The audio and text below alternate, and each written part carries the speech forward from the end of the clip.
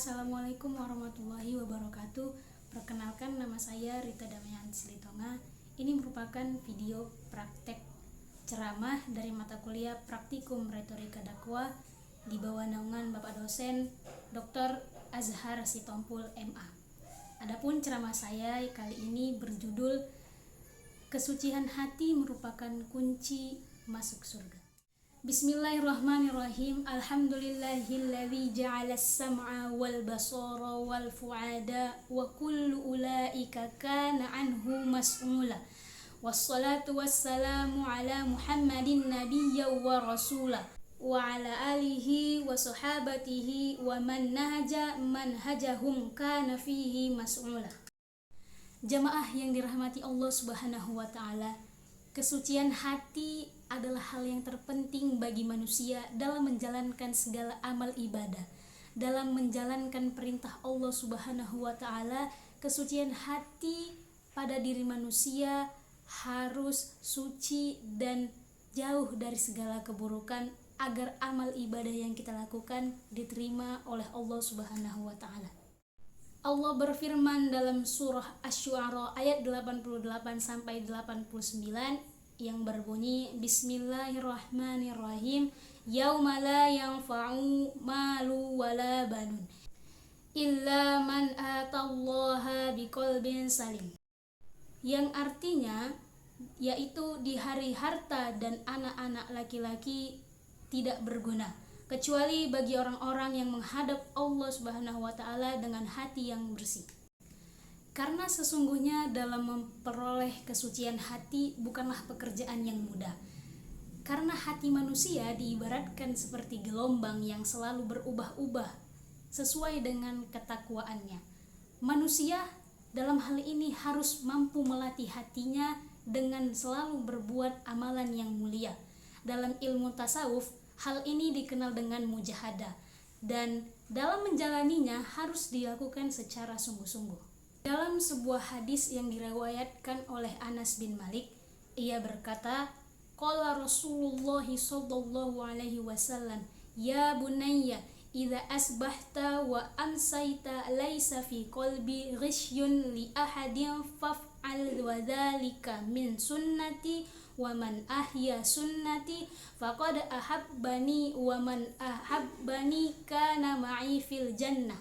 Yang artinya Rasulullah Shallallahu Alaihi Wasallam bersabda, wahai anakku, apabila kamu mampu pada setiap pagi dan sore dan hati kamu tidak terdapat kebencian terhadap seorang pun, maka lakukanlah, karena yang demikian itu adalah termasuk dari sunnahku. Dan barang siapa yang menghidupkan sunnahku, maka dia mencintaiku, dan barang siapa yang mencintaiku, maka ia akan bersamaku di surga. Jamaah yang dirahmati Allah Subhanahu wa taala, pada hadis tersebut terdapat 3 amalan agar kita masuk ke dalam surga. Yang pertama adalah menjaga kesehatan hati. Hati, sebagaimana kita ketahui, selalu mempunyai potensi yang saling bertolak belakang, 2 kutub yang saling bertentangan. Dua potensi adalah mengajak kepada kebaikan atau kejahatan, ketaatan atau kemaksiatan. Oleh karena itu, hati disebut kolbun dalam bahasa Arab karena lita qolubihi, yaitu cepat berubahnya. Namun hati yang sehat adalah hati yang selalu memberikan potensi yang baik, menggerakkan kepada hal-hal yang positif.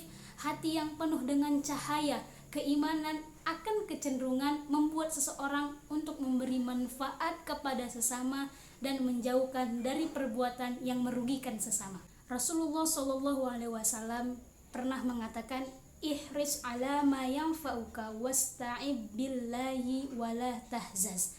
Artinya, kejarlah, capailah apa yang membawa kemanfaatan bagimu, mintalah tolong kepada Allah dan janganlah merasa pesimis. Sikap produktif ini tidak mungkin dapat diraih oleh seorang yang hatinya dipenuhi dengan kedengkian, kebencian, kezoliman, dan kegelapan. Inilah yang dibersihkan dari benak umat Rasulullah SAW lewat pesan kepada Anas, wahai anakku, apabila kamu mampu pada setiap pagi dan sore dan hati kamu tidak terdapat kebencian terhadap seorang pun, maka ikutilah sunnahku, dan mereka yang mengikuti sunnahku, mencintaiku, akan mendapatkan surga. Amalan yang kedua adalah mengikuti sunnah Rasulullah SAW, karena pada zaman sekarang banyak orang yang tidak melakukan sunnah Rasulullah, padahal sunnah yang dilaksanakan Rasulullah sangat bermanfaat bagi kita dan juga mendapatkan pahala. Mereka cenderung membatasi sunnah sebagai pengatur ibadah ritual saja. Akibatnya Islam hanya dibatasi sekedar sholat dan puasa. Pemahaman yang seperti ini itu salah, karena tidak diinginkan oleh Rasulullah. Islam adalah agama yang sempurna dan komprehensif. Tidak ada bagian dari kehidupan manusia kecuali Islam telah memberikan petunjuknya.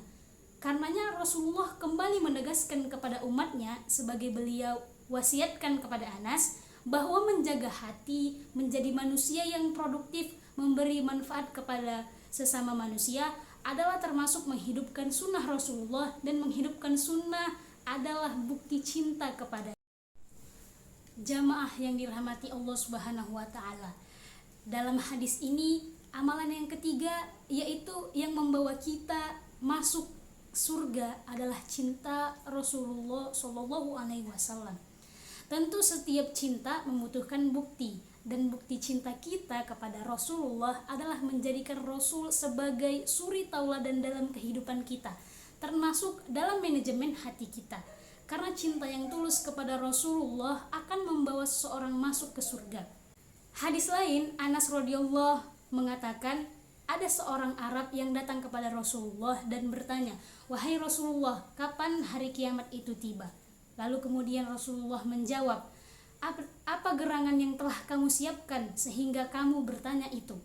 Dan ia menjawab, "Demi Allah, saya tidak mempersiapkan apa-apa kecuali kecintaan saya kepada Anda." Lalu Rasulullah bersabda, "Anta ma'aman ahbabta," yang artinya kamu akan dikumpulkan bersama orang-orang yang kamu cintai. Ketika Anas mendengar hadis ini, ia berkata, "Tidaklah aku gembira dengan sesuatu seperti gembiraku saat mendengar sabda Rasulullah SAW yang berbunyi, Anta ma'aman ahbabta, kamu akan dikumpulkan bersama orang-orang yang kamu cintai. Sesungguhnya aku mencintai Rasulullah, Abu Bakar, dan Umar bin Khattab. Aku berharap bisa bersama mereka dengan cintaku terhadap mereka, walaupun aku tidak beramal sebagaimana amal-amal mereka." Semoga kita sebagai umat Islam memiliki kesucian hati serta mendapatkan surganya Allah, karena dalam menjalankan ibadah harus memiliki kesucian hati, terhindar dari segala keburukan.